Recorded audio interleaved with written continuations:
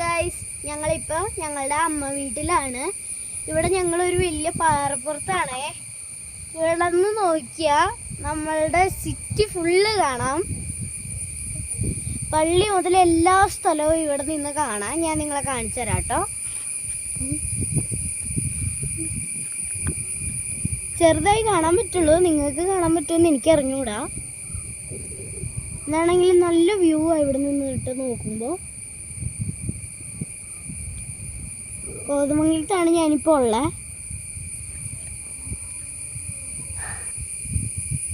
നല്ല കാറ്റൊക്കെ വരുന്നുണ്ട് കേട്ടാ. നല്ല തണുപ്പ് ഇവിടെ.